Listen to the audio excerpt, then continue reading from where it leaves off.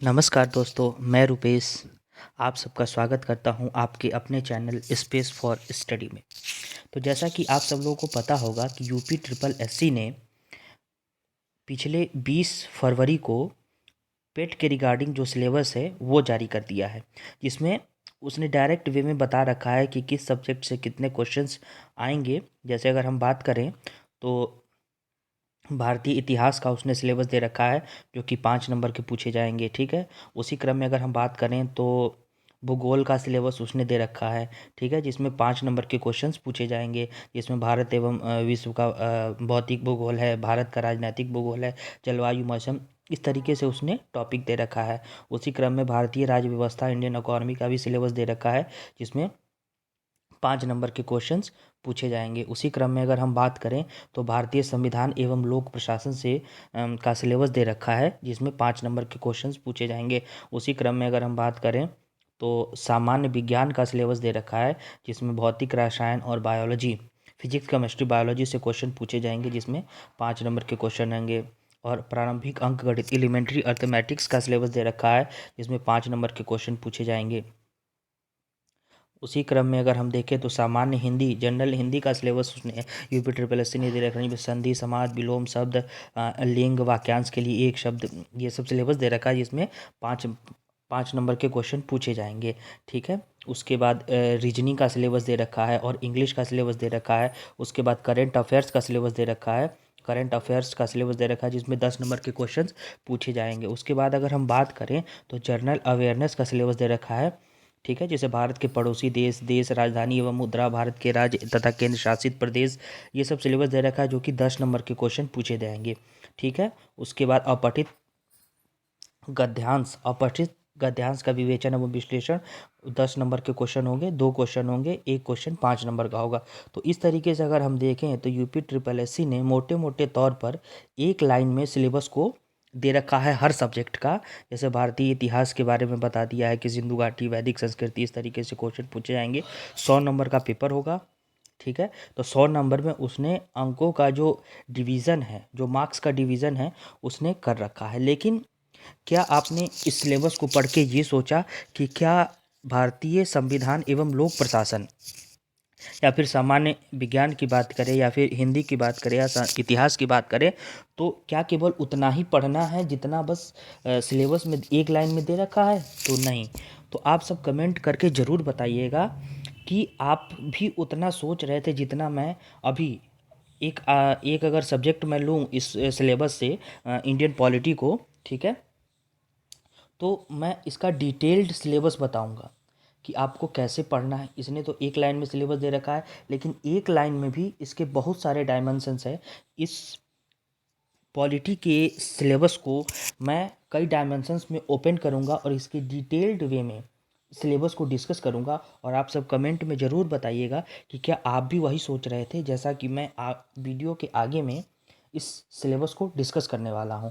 तो चलिए बिना किसी देरी के शुरू करते हैं। तो जैसा कि पॉलिटी का सिलेबस दे रखा है, भारतीय संविधान की मुख्य विशेषताएं, राज्य के नीति निर्देशक तत्व, मौलिक अधिकार, मौलिक कर्तव्य, संसदीय प्रणाली, संघीय प्रणाली, न्यायिक ढांचा, सर्वोच्च न्यायालय, उच्च न्यायालय, जिला प्रशासन, स्थानीय निकाय तथा पंचायती राज व्यवस्था। तो ये जो सिलेबस दे रखा है, तो केवल इतना ही नहीं पढ़ना। अगर इस सिलेबस को खोलें, अगर इसके डायमेंशंस को ओपन करें, तो बहुत सारी चीज़ों को हमको कवर करना पड़ेगा। कि अगर हम उसी क्रम में अगर बात करें तो सबसे पहले हमको पढ़ना पड़ेगा कि संवैधानिक विकास कैसे हुआ। संवैधानिक विकास जो है कैसे हुआ, इसको हम 2 लेवल पे देखेंगे। तो ब्रिटिश ईस्ट इंडिया कंपनी के अधीन संविधान और ब्रिटिश क्राउन के अधीन संविधान। तो अगर हम ब्रिटिश ईस्ट इंडिया कंपनी के अधीन अगर हम संविधान देखेंगे तो इसका समय काल जो है 1600 से 1853 के बीच रहा है। ठीक है, तो इसी 1600 से 1853 के बीच हम लोगों को पढ़ना क्या है। तो जैसे 1600 का चार्टर एक्ट, 1726 का चार्टर एक्ट, 1773 का रेगुलेटिंग एक्ट, 1781 का सेटलमेंट एक्ट, 1784 का पिट्स इंडिया एक्ट, 1792 का चार्टर एक्ट, 1813, 1833 और 1853 का चार्टर एक्ट हम लोगों को ब्रिटिश ईस्ट इंडिया कंपनी के अधीन सिलेबस में पढ़ना है। और उसी क्रम में अगर हम बात करें तो ब्रिटिश क्राउन के अधीन संविधान, तो उसमें हम लोग को सिलेबस में क्या पढ़ना है, इसका अगर समय काल की बात करें तो 1858 से लेके 1947 तक इसका समय काल है। तो इसमें हम लोगों को जो पढ़ना है वो गवर्नमेंट ऑफ इंडिया भारत शासन अधिनियम 1858, ठीक है, और Indian council act ICA Indian council act 1861 हम लोगों को पढ़ना पड़ेगा, ठीक है। 1909 पढ़ना पड़ेगा, भारत शासन अधिनियम 1935 पढ़ना पड़ेगा, और गवर्नमेंट ऑफ इंडिया एक्ट 1947 हम लोगों को पढ़ना पड़ेगा। उसी क्रम में अगर हम आगे सिलेबस को, उसके डायमेंशंस को और ओपन करें तो उसी क्रम में हम लोग को पढ़ना पड़ेगा संविधान सभाएं, ये कब गठित हुई, इसके कौन कौन अस्थायी सदस्य थे, कौन कौन अस्थायी सदस्य थे, संविधान हमारा कितने दिन में बनकर तैयार हुआ। उसी क्रम में अगर हम आगे पढ़ेंगे तो हम संविधान की उद्देशिका को पढ़ेंगे। उद्देशिका और उद्देशिका जिसको इंग्लिश में प्रियम्बल कहते हैं, प्रियम्बल में जैसे धर्मनिरपेक्ष, लोकतंत्र आदि शब्द दे रखे हैं, उस शब्द का अर्थ और परिभाषाएं क्या होंगी उसको हम लोग देखेंगे। उसके बाद हम लोग संविधान की विशेषताएं देखेंगे कि हमारा जो संविधान है वो उसकी विशेषताएं क्या क्या हैं, ठीक है।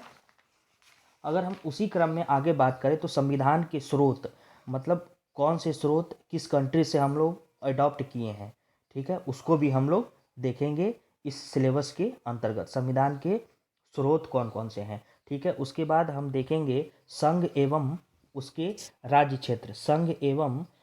राज्य क्षेत्र, जिसमें हम लोग देखेंगे कि राज्य कैसे बना। जैसे हम देखें भाषाई आधार पर क्षेत्रीय परिषद और राज्य पुनर्गठन आयोग, हम इन सब पे भी डिटेल एनालिसिस करेंगे। उसी क्रम में अगर हम आगे देखेंगे तो हम लोग देखेंगे सिटीजनशिप से रिलेटेड जो प्रोविजंस हैं, जो उपबंध हैं, उसको देखेंगे। उसके बाद कौन कौन से एक्ट सिटीजनशिप से रिलेट करते हैं। उसके बाद दोहरी नागरिकता का क्या प्रावधान है, OCI जिसको बोलते हैं, उसको देखेंगे। उसके बाद देखेंगे इसी भारतीय संविधान एवं पबार्ड का जो सिलेबस दे रखा है, उसी क्रम में हम लोग आगे देखेंगे मूल अधिकार फंडामेंटल राइट्स को देखेंगे, कौन कौन से फंडामेंटल राइट्स हैं। फंडामेंटल ड्यूटीज़ को देखेंगे, जिसमें हम लोग देखेंगे सामाजिक सुरक्षा, प्राचीन स्मारक, सरकारी संपत्तियां, ये सब हमारे मूल कर्तव्य हैं। उसके बाद अगर हम देखें DPSP, राज्य के नीति निर्देशक तत्व, अगर हम देखें तो इसके कई सारे डायमेंशन हैं, जैसे आर्थिक, अंतर्राष्ट्रीय सुरक्षा, न्यायिक और गांधीवादी, ठीक है। अगर हम इस सिलेबस को आगे इसके डायमेंशंस को और ओपन करें तो उसमें हम देखेंगे संघीय कार्यपालिका, यूनियन एग्जीक्यूटिव, जिसमें हम देखेंगे राष्ट्रपति, उपराष्ट्रपति, संघीय मंत्रिपरिषद, प्रधानमंत्री, ठीक है, और महान्यायवादी भी हम देखेंगे यूनियन एग्जीक्यूटिव के अंतर्गत। और उसके आगे हम लोग देखेंगे इस सिलेबस में संघीय विधायिका, जिसमें हम लोग देखेंगे लोकसभा, राज्यसभा, इसके अध्यक्षों का चुनाव देखेंगे, मिनिमम एज देखेंगे कि न्यूनतम उम्र कितनी होनी चाहिए लोकसभा और राज्यसभा के सदस्य बनने के लिए, ठीक है। उसके बाद हम लोग देखेंगे संसदीय समितियां कौन सी है, कॉन्स्टिट्यूशनल कमेटीज़ को हम लोग देखेंगे, जिसमें अस्थाई समितियां हैं, ठीक है, और वित्तीय समितियां हैं। वित्तीय समितियां में मान लीजिए प्राक्कलन समिति है, लोक लेखा समिति है, ठीक है। उसके बाद हम लोग जांच समितियों को भी देख लेंगे। इसी क्रम में हम लोग आगे इस सिलेबस के डायमेंशंस को अगर हम ओपन करें तो हम लोग को आगे पढ़ना पड़ेगा राज्य की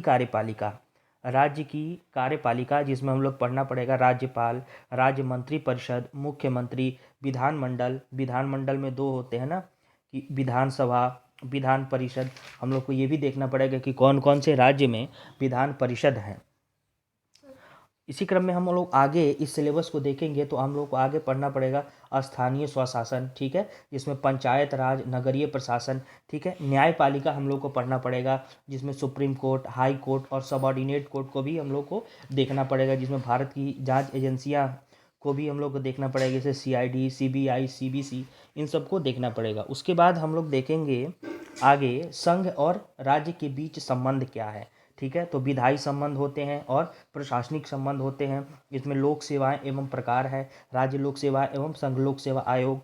उसके बाद हम लोग देखेंगे निर्वाचन देखेंगे।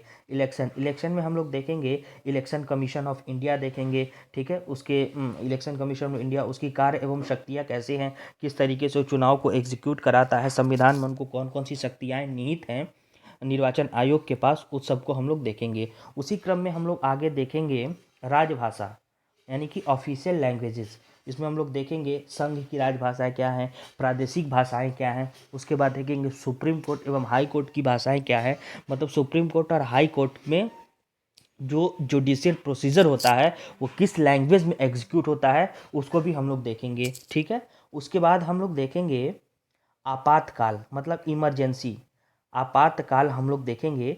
आपातकाल में हम लोग देखेंगे राष्ट्रीय आपातकाल, राष्ट्रपति शासन देखेंगे, वित्तीय आपातकाल देखेंगे, और उसी क्रम में हम लोग आगे और लास्ट में देखेंगे हम लोग संविधान संशोधन की प्रक्रिया देखेंगे। संविधान संशोधन की प्रक्रिया को हम लोग देखेंगे।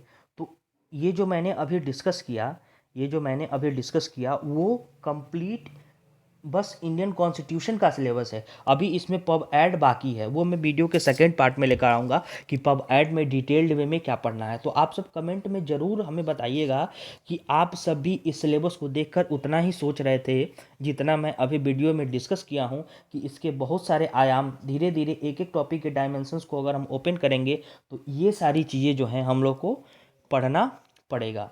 तो अगर मेरा वीडियो अच्छा लगा तो मेरे वीडियो को लाइक, शेयर और सब्सक्राइब करना ना भूलें, और इसी तरह का अपडेट और एजुकेशन से रिलेटेड वीडियोस को देखने के लिए हमारे चैनल स्पेस फॉर स्टडी को फॉलो करते रहें और बेल आइकन्स को दबाना ना भूलें। Thank you so much.